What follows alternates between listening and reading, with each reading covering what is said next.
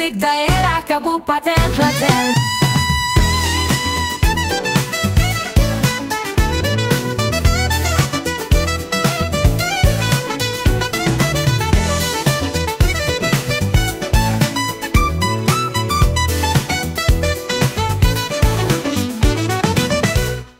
Campur sari, salah satu ciri khas harmoni Nusantara. Bisa Anda simak di jam 18 hingga 19 waktu Indonesia Barat dan jam 20 hingga 21 waktu Indonesia bagian Barat di program Campur Sari Nyamleng, hanya di radio kesayangan Anda. 91,6 FM Radio Siaran Publik Daerah Kabupaten Klaten.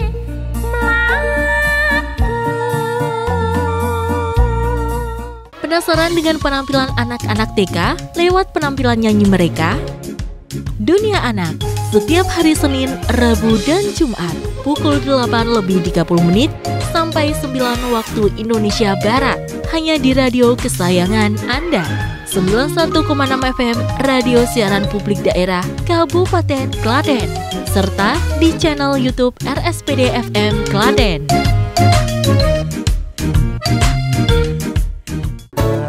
Gerak harmonis sentuhan tradisi, langgam keroncong pop Jawa. Setiap hari pukul 15 hingga 16 waktu Indonesia Barat, hanya di radio kesayangan Anda. 91,6 FM Radio Siaran Publik Daerah Kabupaten Klaten.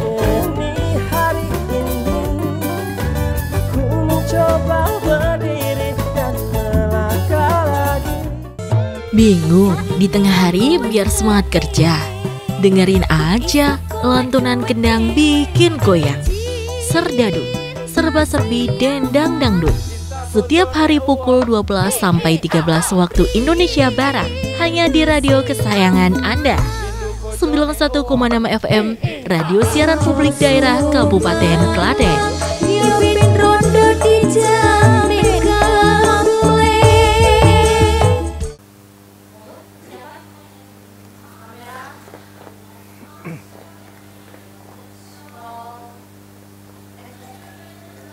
Assalamualaikum warahmatullahi wabarakatuh. Pendengar dan pemirsa RSPD Klaten dimanapun Anda berada, berjumpa kembali bersama kami di Talkshow bersama DPRD Kabupaten Klaten. Semangat selalu untuk Anda semuanya, dan tema kita luar biasa di kesempatan kali ini yaitu tentang alat kelengkapan DPRD Klaten. Tentunya untuk membahas tema tersebut kami telah mendatangkan narasumber yang luar biasa, sudah tidak asing lagi bagi kita semuanya, kerap hadir untuk menjadi narasumber tentunya. Yang di samping saya ada beliau Bapak Fakhrudin Ali Ahmad dari fraksi PD Perjuangan. Gimana kabarnya Bapak Fakhrudin? Siap semuanya? Alhamdulillah, semangat. Yang di tengah beliau yang pakai peci sendiri ini ada Bapak Eko Prasto SEFSI dari fraksi PD Perjuangan. Bapak Eko, semangat selalu Pak Eko. Terima kasih atas kehadirannya. Yang di ujung sana ada Bapak Martin ya, atau Bapak Marteni dari fraksi Gerindra. Kabar baik Pak? Alhamdulillah baik Mas Anto. Alhamdulillah ya, tetap semangat. Tentunya kebahagiaannya karena sudah dilantik semuanya. Ini agenda yang paling dekat kemarin sudah dilaksanakan apa ini Pak? Monggo silakan ini. Langsung ketua. Oke. Yang pertama setelah pelantikan kan pasti kegiatan-kegiatan kita difasilitasi oleh Ketua Sementara. Iya betul. Sementara kemudian tadi siang, tadi pagi. Baru tadi ya? Iya, tadi itu sudah ada paripurna untuk penetapan ketua definitif. Ketua definitifnya sudah. Pimpinan sudah ketuanya Pak Edi Prasongko. Oke. Dari PDI ya? Kemudian wakil ketuanya Mas Prahyatwongko. Oke. Wakil ketua Pak Haryanto dari Gerindra. Oke. Dan Pak Widodo dari PKS. Dari PKS. Sambil menunggu penetapan dari gubernur. Iya. Pelantikan pimpinan itu nunggu dari gubernur. Iya. Kita ini nanti masih persiapan untuk masa orientasi. Masa orientasi. Oke. Dari Oke. Waktunya nanti ya, tanggal 14 ya. Oke. Siap, siap. Semangat dimanapun ya, pokoknya nanti harus. Oke, tadi kita bicara tentang kelengkapan ya. Ada kelengkapan yang bersifat tetap dan ada yang tidak tetap. Itu penjelasan seperti apa Pak ini? Monggo. Oke. Kalau yang bersifat tetap ini kan sesuai di tatip kita ada komisi. Ya. Ya, ada komisi. Kalau di Klaten namanya komisi 1, 2, 3, 4. Ya, bukan ABCD Ya, kalau ada di beberapa daerah itu ABCD. Sama sih, hanya penyebutannya. Penyebutan saja. Kemudian ini yang bersifat tetap ya. Kemudian ada Badan Anggaran, Badan Musyawarah, Badan Kehormatan. Iya.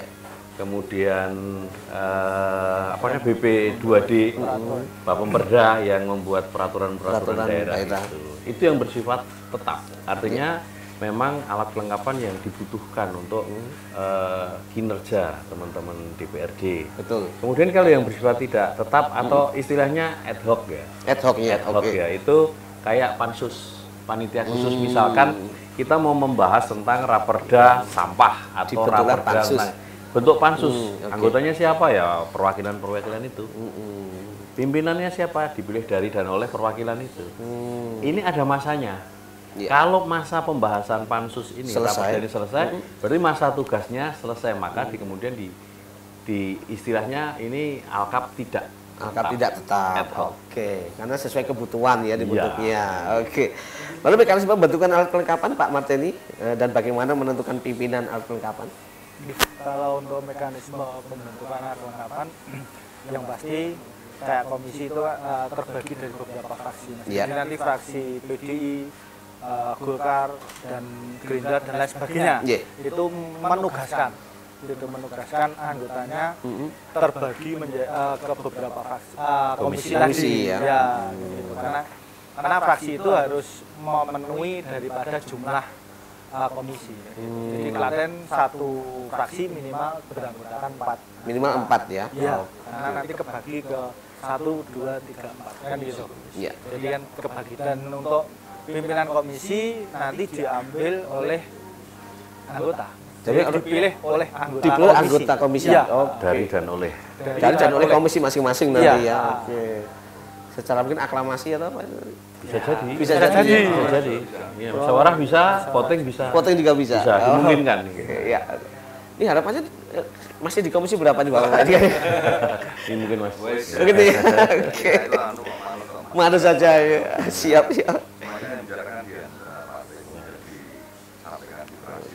Sedikit dawuh. Bahasanya kita ini Korea. Wah. TNI. Ini Pak Bambang Pacul kalau gitu. Lalu Pak Farudin, tugas dan wewenang pimpinan DPRD Pak, ini ternyata kalau sudah nanti. Kebetulan kan baru tadi ditetapkan. Iya, tadi ya. Mengakomodir apa yang menjadi rancangan dan sebagainya nanti disampaikan atau diputuskan lewat pimpinan. Artinya tugas pimpinan itu Akomodir.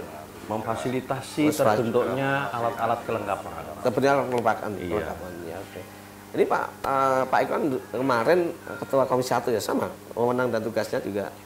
Kalau penempatan pimpinan alkap kan sekali lagi kita ini Korea. Jadi kita itu nanti taat nurut instruksi. TNI namanya, taat nurut instruksi. Jadi kita mau ditempatkan di mana saja, kita siap. Siap ya. Oke. Nanti tergantung induk partai masing-masing itu kita mau ditempatkan di mana gitu ya. Oke.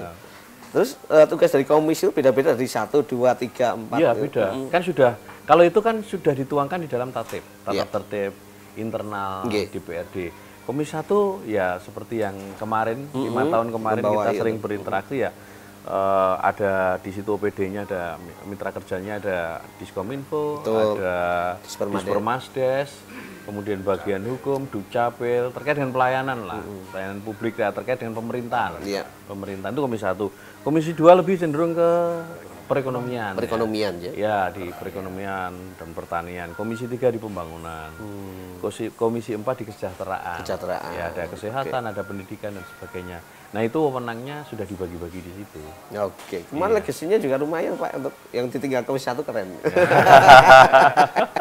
Iya, prestasi yang membanggakan tentunya ya. Alhamdulillah. Diulang lagi mungkin di mana tempatnya, nanti insya Allah semuanya sama. Amin. Ini dalam fungsinya sebagai pembuat peraturan daerah, salah satu alat pelengkap DPRD adalah Bapemperda nggih. Tugas dan kewenangannya seperti apa sih ini? Bapemperda itu kan salah satu alat kelengkapan di mana alat kelengkapan ini bertanggung jawab terhadap draft susunan raperda yang akan kita bahas selama satu periode tertentu. Satu periode tertentu. Iya. Okay. Nah, dari sini nanti kan disaring dulu raperda apa saja, rancangan-rancangan peraturan daerah apa saja yang akan kemudian digarap di DPRD. Nah, kemudian setelah pembahasan internal Bapemperda ini kemudian nanti dibawa ke paripurna, dimintakan persetujuan. Kata kunci kita adalah dibawa ke paripurna. Okay. Apapun. Nah, itu rapat tertinggi, forum tertinggi itu nanti di paripurna. Di paripurna ya. Kalau paripurna menyetujui atau menyetujui dengan catatan atau tidak setuju nanti di paripurna itu. Nah, setelah digedok ini menjadi satu keputusan yang mau tidak mau suka tidak suka harus dijalankan sebagai target fungsi legislasi atau fungsi pembuatan peraturan daerah. Oke, mekanismenya seperti itu. Iya, mekanismenya nanti tetap dimintakan persetujuan di ruang paripurna. Oke, menambahkan Pak Martin ini? Udah. Oke. Fungsi anggaran dalam DPRD dilaksanakan oleh Badan Anggaran ya. Oke, bagaimana mekanisme pembahasan APBD di Badan Anggaran dan apa tugasnya ini? Siapa ini? Pak Martin dulu? Yang Banggar beliau? Dulu mantan Banggar. Mantan Banggar. Sekarang kan belum ditempatkan di mana-mana ini. Nah. Mantan Banggar. Ini pinter-pinter. Jadi kalau pembahasan di Badan Anggaran ini kita mengenal namanya TAPD, Tim Anggaran Pemerintah Daerah. Itu dari eksekutif. Kan begitu eksekutif. Istilahnya perwakilannya bupati. Kemudian kita di DPRD ada perwakilannya namanya Badan Anggaran. Nah, rancangan dari TAPD ini nanti disinkronkan dengan kepentingan di Badan Anggaran. Kemudian dibahaslah kemudian satu forum di rapat Banggar antara TAPD dan Badan Anggaran. Nah, biasanya sebelum sampai ke rapat Badan Anggaran, ini nanti dikonsultasikan di komisi-komisi. Oh, per komisi. Iya kan, masing-masing. Tadi kita bicara apa namanya tupoksinya beda-beda nih komisi. Bidang-bidang pembangunan. Nah, berarti nanti komisi 3. Oh, ini masalah kesehatan yang mau dibahas nih. Ya udah, komisi 4 konsultasinya. Oh, pemerintahan, produk hukum. Ya udah kita ada waktu itu. Nah, setelah hasil konsultasi ini nanti menjadi bagian yang tidak terpisah dari rapat Badan Anggaran. Setelah ada sinkronisasi di Badan Anggaran, kembali lagi kuncinya Mas di paripurna. Iya.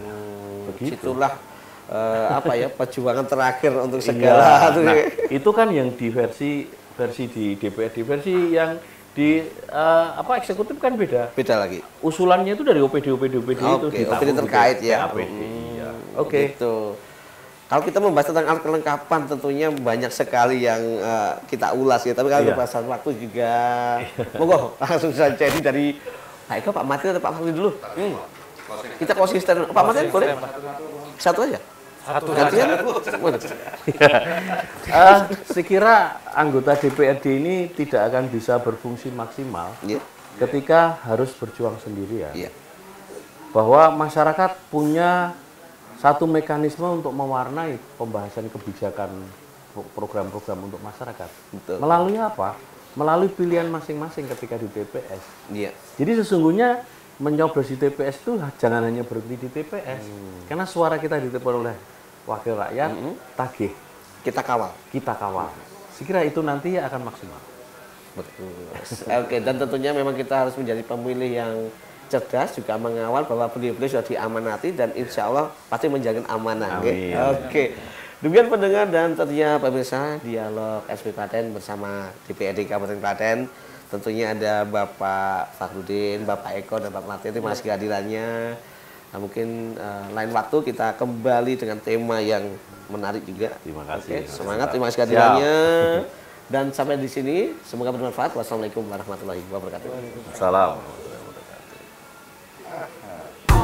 Stay tuned, 91.6 FM. Yo, siaran publik daerah Kabupaten Klaten.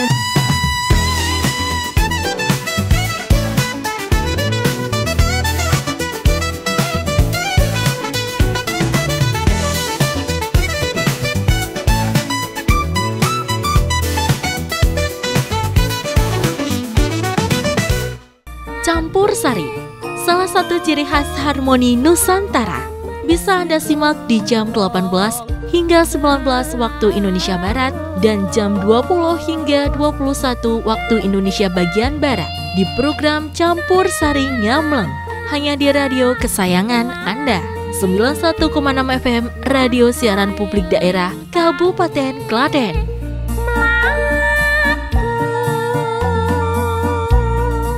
Penasaran dengan penampilan anak-anak TK lewat penampilan nyanyi mereka? Dunia Anak setiap hari Senin, Rabu, dan Jumat pukul 8:30 sampai 9 waktu Indonesia Barat hanya di radio kesayangan Anda. 91,6 FM Radio Siaran Publik Daerah Kabupaten Klaten serta di channel YouTube RSPD FM Klaten.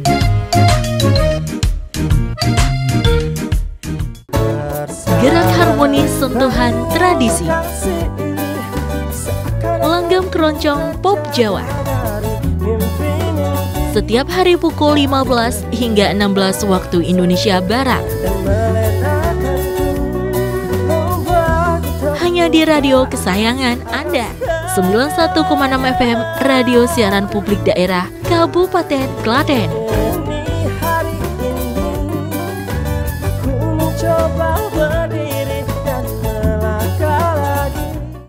Bingung di tengah hari biar semangat kerja? Dengerin aja lantunan kendang bikin goyang. Serdadu, serba-serbi, dendang dangdut. Setiap hari pukul 12 sampai 13 waktu Indonesia Barat hanya di radio kesayangan Anda. 91,6 FM Radio Siaran Publik Daerah Kabupaten Klaten.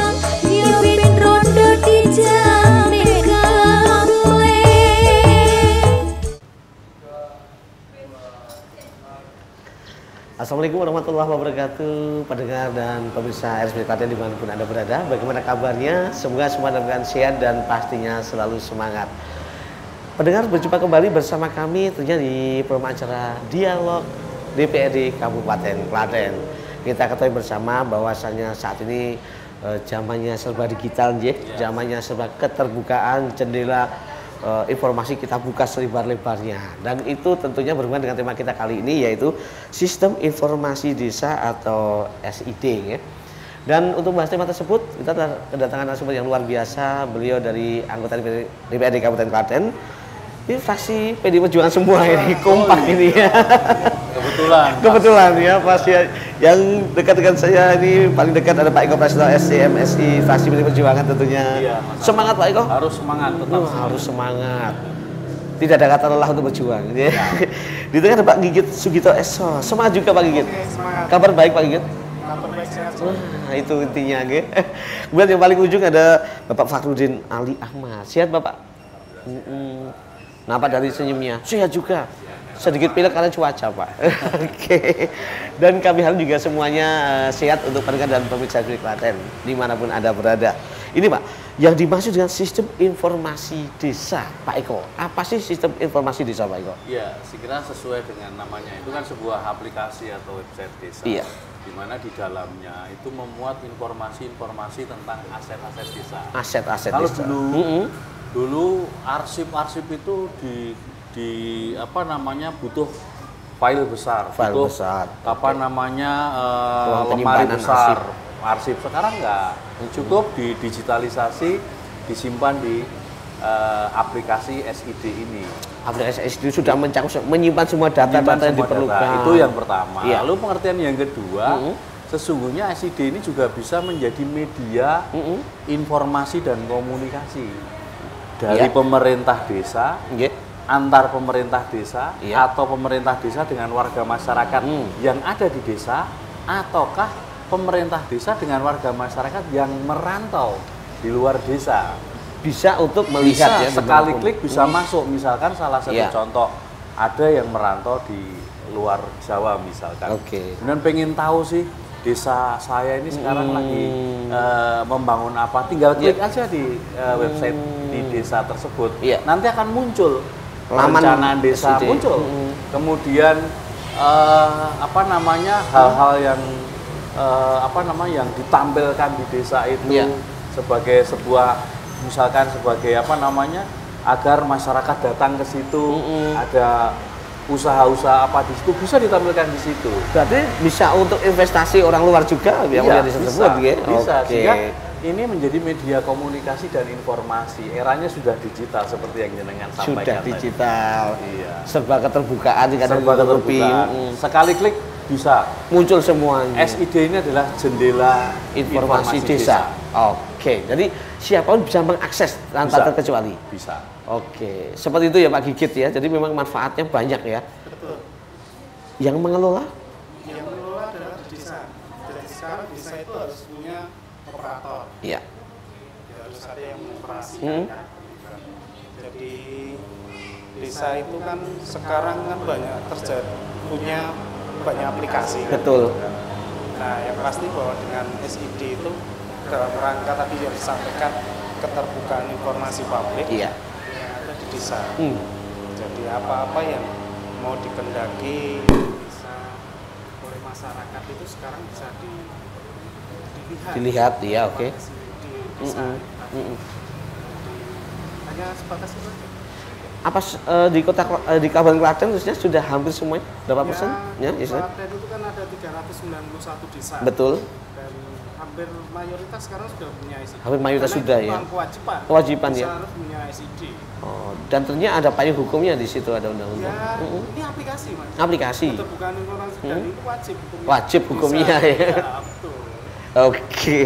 Lalu ini SID, sistem informasi dan SID gitu aja ya. Iya. Pak Fakhrudin, harus ada apa saja di situ? Ada perangkat kerasnya, ada praluna, ada operator, ada apa lagi ya yang harus disiapkan ya? Ya.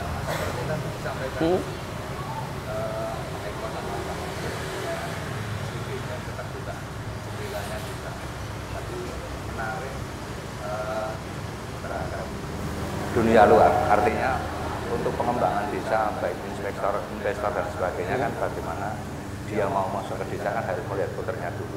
Selain itu ini juga mengundang partisipatif pada masyarakat dengan mengetahui puter desanya, kemudian bisa untuk apa ya sumbangsih kreativitas atau mengusulkan di situ harus ada apa ide-ide gagasan dan sebagainya. Tadi sampaikan juga kalau operatornya memang dari desa, memang juga ada beberapa kendala karena perlu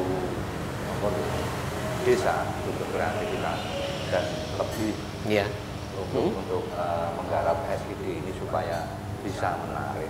Itu jadi ya perlu kejelian. Perlu kejelian ya. Realisasi dalam penggarapan SID itu.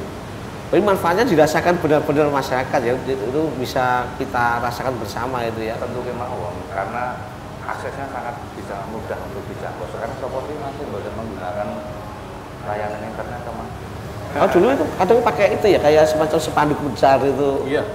Isinya apa saja sih Pak biasanya di situ? Isi dari kontennya banyak. Jadi semakin banyak partisipasi masyarakat, misalkan bebas siapa yang memberikan data? Boleh, sepanjang nanti kan operator ini kan kalau hanya desa saja yang kemudian mengisi laman website ini kurang paling seputar pemerintah desa. Betul.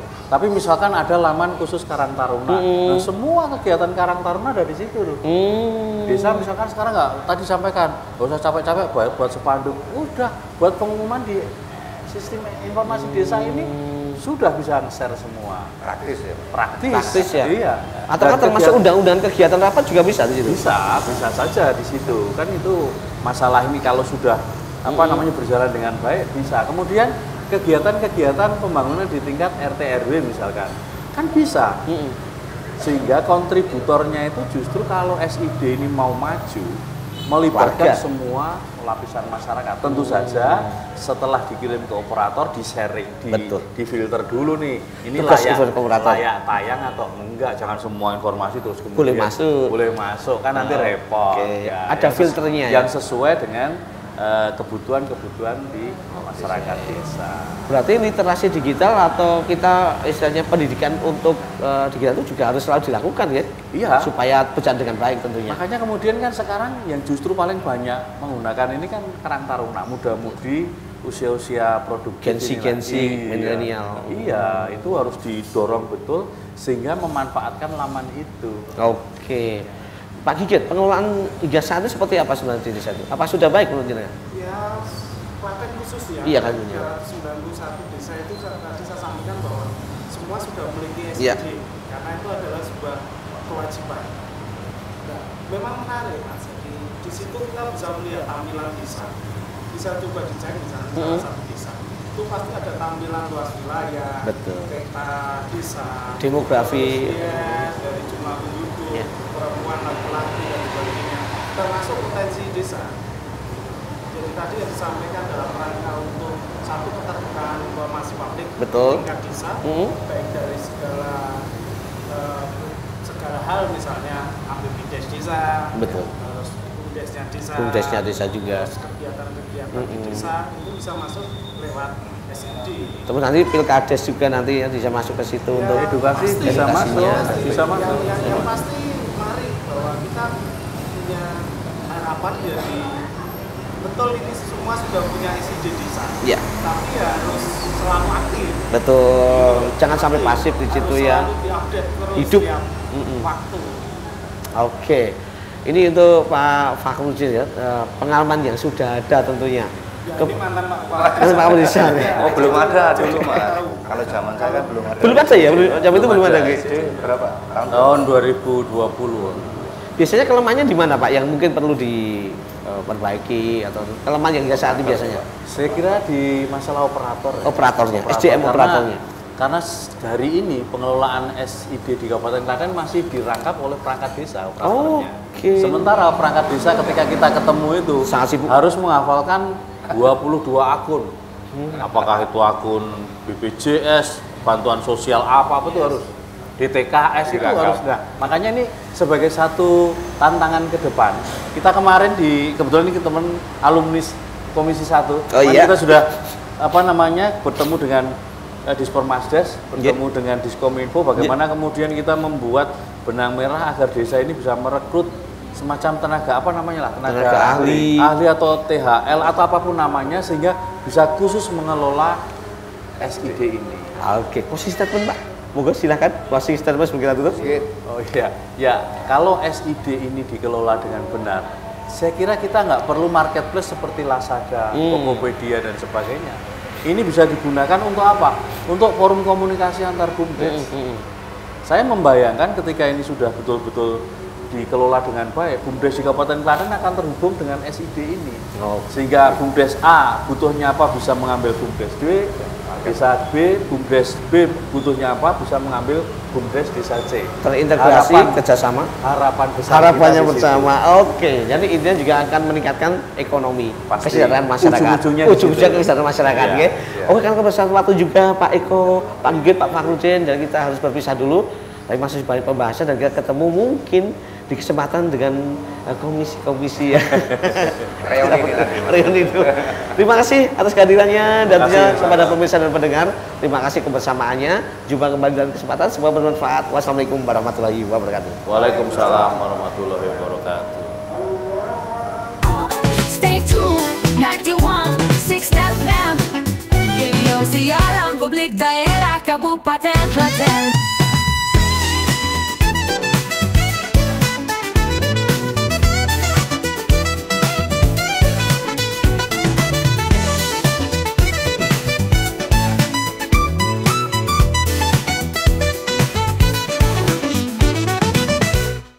Campur Sari, salah satu ciri khas harmoni Nusantara. Bisa Anda simak di jam 18 hingga 19 waktu Indonesia Barat dan jam 20 hingga 21 waktu Indonesia bagian Barat di program Campur Sari Nyamleng. Hanya di radio kesayangan Anda, 91,6 FM Radio Siaran Publik Daerah Kabupaten Klaten.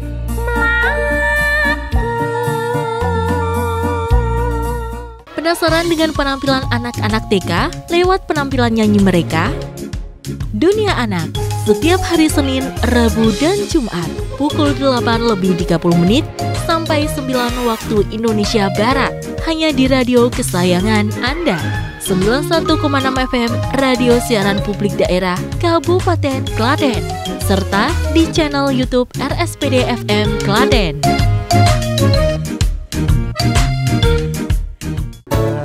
Gerak harmonis sentuhan tradisi. Langgam Keroncong Pop Jawa. Setiap hari pukul 15 hingga 16 waktu Indonesia Barat. Hanya di radio kesayangan Anda, 91,6 FM Radio Siaran Publik Daerah Kabupaten Klaten.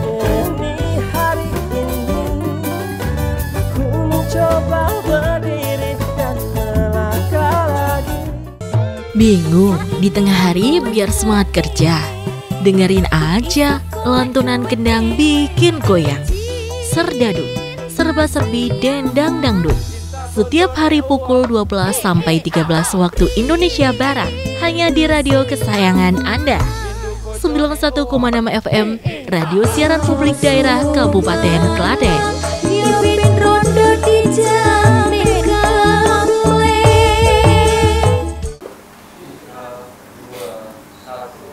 Assalamualaikum warahmatullahi wabarakatuh. Gimana kabarnya pendengar dan pemirsa? Berjumpa kembali di program acara Dialog Interaktif RSPD Klaten bersama DPRD Kabupaten Klaten. Suasana yang cerah, bahagia tentunya semoga selalu kita rasakan, dan tentunya yang penuh semangat juga beliau-beliau yang ada di sini tentunya nggih.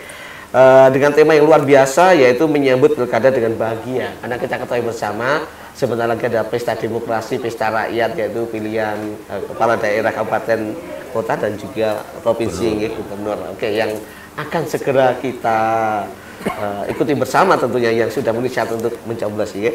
Oke, dan pastinya untuk membahas tema tersebut sudah hadir narasumber yang luar biasa. Di samping saya ada Bapak Eko Prasetyo SEMSI dari fraksi PDI Perjuangan. Semangat Pak Eko. Tetap semangat Mas Anto. Ini sudah siap-siap dengan pilkada yang gembira tentu. Iya, harus gembira. Harus gembira. Semua harus gembira. Sudah tidak zamannya pilihan-pilihan itu dengan konfrontasi-konfrontasi. Oh, sudah. Iya. Kita tinggalkan jadul. Desa. Kita orang desa semua, tapi kan desa gitu ya. Ya, betul. Oke, yang di tengah ada beliau Ibu Siwi Kusumastuti SPD dari fraksi Demokrat. Gimana kabarnya Bu Siwi? Ya, sehat Pak Anto. Gak grogi di antara pria-pria ini? Cari sendiri. Cari sendiri karena kan itu cewek sendiri. Cewek, wanita ingin dimengerti ya. Oke. Yang di ujung ada beliau Bapak Martin atau Bapak Martini dari fraksi Gerindra. Semangat Pak Martin. Semangat.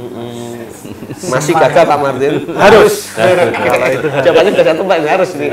Harus. Pilkada bahagia, tentunya kita tahu pilkada dan kepala daerah. Iya. Secara umum ya udah kita milih kepala daerah gitu kan, ada memenuhi syarat.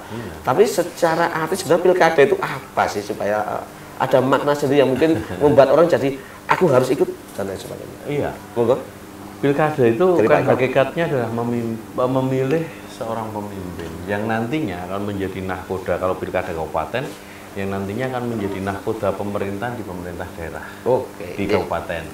Nah, kenapa harus dengan riang gembira? Kan begitu. Karena yang akan kita pilih nanti yang jadi nahkoda yang akan kemudian merumuskan program-program di daerah tersebut kepada warga masyarakat. Sehingga kalau kita memilihnya dengan bahagia, tentu saja yang dipilih juga bahagia nih. Yang tidak terpilih juga harus bahagia. Karena sudah diberi kesempatan.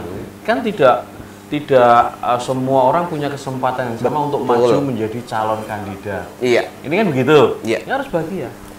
Karena salah satu orang yang terpilih tentunya itu amanah yang tentunya luar biasa, kebanggaan ya. Kebanggaan. Dan tentunya Anda sebagai pemilih juga sebenarnya bangga karena ikut serta turut dengan membangun bangsa. Walaupun kalau kita misalkan kita bicara tentang memilih itu kan hak.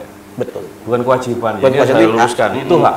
Boleh digunakan, boleh juga tidak, tetapi jangan pernah mengajak orang untuk tidak memilih. Itu diatur di dalam undang-undang, nggak boleh. Pelanggaran ketika Anda sedang mengajak orang lain untuk golput, itu pelanggaran. Tetapi kalau misalkan tidak menggunakan hak pilih, ya jangan ngomong, jangan mengeluh ketika hasil pilihannya tidak sesuai. Kalau kita nggak menggunakan hak kok berkomentar hasil pilihan, ini kan susah. Ini pilihan, ini hak. Pilihan. Iya. Betul. Anda gunakan, Anda lebih baik. Digunakan lebih baik. Tidak digunakan monggo. Tetapi jangan pernah mengajak orang untuk tidak menggunakan hak pilih. Apalagi menuntut untuk itu sebuah kebijakan. Ada sanksi. Ada sanksinya. Oke, jadi hati-hati bener ya ini ya. Mungkin terus ayo golput bareng-bareng ngapain? Tidak boleh. Hati-hati, ada Pak Eko ngawasin. Bu Siwi, ini asas-asas pilkada yang seharusnya dijalankan apa saja? Ya, seperti yang sudah disampaikan Pak Anto tadi, sebetulnya kan pilkada itu sama dengan umumnya pemilu ya, Pak. Betul. Ya. Yang membedakan kan kalau kemarin itu mungkin sudah kita lalui, pada Februari kemarin kan pemilihan langsung kepada presiden Betul. dan legislatif. Nah, Ya. kalau sekarang kan di tingkatnya di kepala daerah. Iya. Nah, itu asas-asasnya seperti asas pemilu yang mungkin kalau dulu pas kita mengenyam pendidikan di SMP itu Pak, mungkin ada asas pemilu yang luber jurdil gitu. Langsung umum Itu bebas ada rahasia. langsung umum bebas rahasia Jujur dan adil. Oke ya, oke asasnya. Jadi memang itu harus diingat selalu. Ada lagunya juga kalau nggak salah. Cuma saya nyanyikan juga sih habis. Atau nggak hafal mungkin Pak. Pak Martin, ini tujuan dari pilkada sebenarnya apa sih Pak Martin? Selain tadi sampai Pak Eko, Bu Siwi. Tujuan dari pilkada ini salah satunya bagaimana kita menciptakan ataupun menurunkan pimpinan daerah, pimpinan daerah untuk di kabupaten ataupun di gubernur atau provinsi kan begitu, secara demokrasi kan gitu. Jadi betul-betul dipilih dan dikehendaki oleh masyarakat. Tapi ya itu tadi, kalau Pak Eko tadi sedikit masuk ke materi Pak Eko tadi untuk yang bagi yang tidak mau memilih ataupun golput kan gitu, biasanya mereka lebih sering yang mengkoreksi kan gitu. Padahal tidak mengkritik ikut ya nih, tidak ikut tapi ngikut mengkritik kan gitu. Jadi kalau saya itu juga ya. Kira-kira kemarin kalau untuk legislatif sama yang pilkada itu untuk golputnya banyak kan mana ini kira-kira? Kalau partisipasi ya, pasti lebih banyak di pileg. Di pileg, karena kita ini juga akan rugi ketika partisipasinya rendah. Karena akan mempengaruhi suara kita. Betul. Kan begitu ya? Iya. Turunnya akar-akar. Kita dari akar, dari RT, RW kita masuk. Agar apa? Agar menggunakan hak pilih. Kalau dilanjutkan agar memilih masing-masing dari kita. Gitu. Bisa kita juga membawa amanah yang berat juga, pasti. Tapi jangan dengan baik. Oke, terima kasih. Lalu sistem pelaksanaan tahapan pilkada di Indonesia seperti apa Pak Eko? Sistem tahapan pilkada. Tahapan pilkada yang pertama tentu saja kalau dari internal kita kan membuka pendaftaran, kemudian ada calonnya, kemudian calon-calon dari partai-partai atau koalisi partai-partai ini ketika sudah ditetapkan dari masing-masing partai kemudian mendaftarkan ke KPUD, kemudian ditetapkanlah menjadi calon. Nah kemudian diundi nomor urutnya tahapan berikutnya, kemudian masuk sekarang ini kita sudah memasuki masa kampanye. Masa kampanye. Oh iya, seperti informasi saja yang untuk sekarang ini di Klaten. Nomor 1 Pak Yogo dan Mbak Sofa. Nomor 2 Pak Heri dan Mas Wahyu. Pak Wahyu. Nomor 3 Mas Hamenang dan Mas Beni. Sudah itu ya? Sudah. Ini udah kampanye ini? Sudah. Nomor urutnya sudah. Dia sudah memasuki masa-masa kampanye. Nah, nanti akan sampai pada satu titik ada acara debat publik yang akan dihadiri oleh ketiga calon. Nah, ini yang paling menarik sesungguhnya. Ketika nanti kita masyarakat Klaten bisa mendengarkan secara langsung, bisa mengkoreksi secara langsung, atau dari visi misi itu mana yang paling pas dan paling cocok sesuai dengan gitu ya. Kan begitu. Itu bebas nanti. Bebas, monggo silahkan saja karena di situ nanti akan digelar semuanya. Kupas tuntas visi misi. Nomor 1 visi misinya apa, nomor 2 apa, nomor 3 apa, kritikannya apa, solusinya apa, nanti akan menarik di situ. Dan itu bisa jadi penentu di akhir-akhir juga ya. Sekira kita ada pemilih rasional yang kemudian menunggu itu. Kan pemilih ada 2, ada pemilih tradisional. Betul. Ya. Yang notabene pecah gesang derek itu tradisional itu, ya kan? Ada pemilih rasional. Pemilih rasional itu akan tergerak untuk memilih ketika ada values, ada kepentingannya terwakili di situ. Itu pemilih rasional. Jadi memang monggo itu silahkan Anda silahkan ya. Tapi alangkah baiknya kita juga menyampaikan kepada masyarakat, lihat debatnya juga. Ya, harus. Penting itu. Sebagai pembelajaran politik juga ya, tahu visi misi. Salah satu edukasi. Betul. Adanya fenomena golput tadi yang sudah kita sampaikan. Faktor apa saja sih, Bu Siwi, yang menentukan tadi? Seseorang bisa golput ya, ya mungkin itu salah satunya ada kurang cocoknya atau tidak cocoknya dengan kandidat yang ada di wilayah tersebut, bisa jadi. Terus mungkin juga ada suatu cara kesalahan teknis mengenai administrasi, mungkin dari penduduk mana, wilayah mana, terus sekarang tidak di sini dan belum mengurus untuk kelengkapan syarat untuk bisa mengikuti pemilu itu tidak memenuhi syarat tentunya. Ya, gitu seperti itu. Tidak mau repot juga mungkin atau mungkin sakit dan lain sebagainya. Yang penting kayak Pak Eko tadi jangan mengajak itu ada jangan itu jangan pernah. Oke, tingkat golput tentunya ya fluktuasi naik turun juga ya. Kita berharap besok paling tidak berapa persen itu tingkat konstituennya? Ya kalau idealnya 100% lah ikut. 100%, betul. Kalau kita bicara ideal kan begitu. Betul. Tapi kan dalam sejarah konsentrasi kita kan memang ya nggak bisa ya 100% ya Mas Anto. Banyak faktor tadi ya, di antara yang tadi disebutkan tadi. Oke. Lalu peran pemerintah dalam mengurangi fenomena golput ini Pak Martin ini. Peran pemerintah banyak mengadakan edukasi, Mas. Jadi edukasi kepada masyarakat, adanya ya termasuk acara ini kan gitu, ini bagian dari peran pemerintah kan gitu, untuk mengedukasi masyarakat bagaimana supaya besok 27 November tidak golput kan gitu ya. Kita ajak semuanya pendengar untuk tidak golput karena memang ini bukan hanya mewakili suara Anda, tentunya masa depan Klaten, masa depan Jawa Tengah ya. Kalau Presiden sudah, dan tentunya juga sudah memilih beliau legislatif, ikut lagi lah untuk memilih untuk yang pilkada kali. Ya kemarin golput jangan golput lagi, gitu Oke. Sebenarnya kita masih banyak yang akan kita ulas tentang pilkada karena yang pasti tentunya pilkada ini pesta demokrasi. Pesta itu harus senang, happy. Lalu ini untuk masyarakat, closing statementnya ya supaya nanti ikut dan suasana kondusif seperti apa untuk closing statement, monggo perwakilan dari Pak Eko, Pak Martin atau Mas Ibu. Karena tadi saya diberikan bisi-bisi oleh Mas Martin untuk kemudian tidak panjang-panjang. Closing statementnya jangan lupa bahagia. Jangan lupa bahagia. Jangan lupa bahagia. 3 kata dan mewakili untuk semuanya.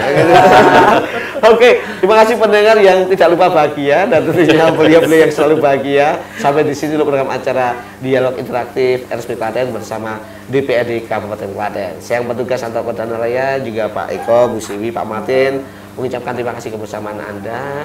Dengan saya kehadiran juga Pak Ibu semuanya. Jumpa kembali dari kesempatan. Wassalamualaikum warahmatullahi wabarakatuh. Waalaikumsalam warahmatullahi wabarakatuh.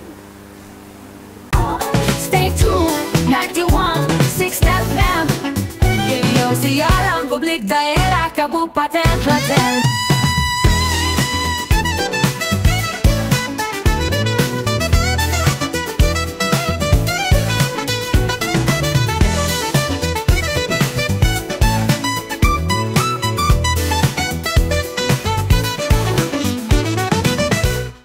Campur Sari, salah satu ciri khas harmoni Nusantara.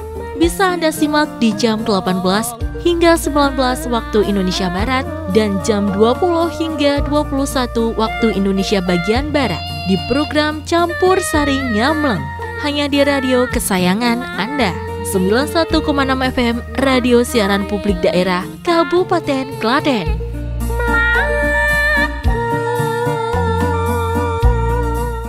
Penasaran dengan penampilan anak-anak TK lewat penampilan nyanyi mereka? Dunia Anak, setiap hari Senin, Rabu, dan Jumat, pukul 8:30 sampai 9 waktu Indonesia Barat, hanya di radio kesayangan Anda, 91,6 FM Radio Siaran Publik Daerah Kabupaten Klaten, serta di channel YouTube RSPD FM Klaten.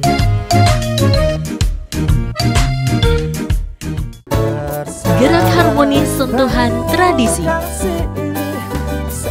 langgam keroncong pop Jawa. Setiap hari pukul 15 hingga 16 waktu Indonesia Barat. Hanya di radio kesayangan Anda, 91,6 FM Radio Siaran Publik Daerah Kabupaten Klaten.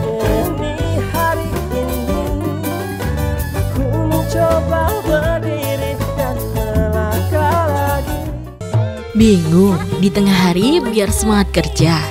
Dengerin aja lantunan kendang bikin goyang. Serdadu, serba-serbi dendang dangdut. Setiap hari pukul 12 sampai 13 waktu Indonesia Barat, hanya di radio kesayangan Anda, 91,6 FM Radio Siaran Publik Daerah Kabupaten Klaten.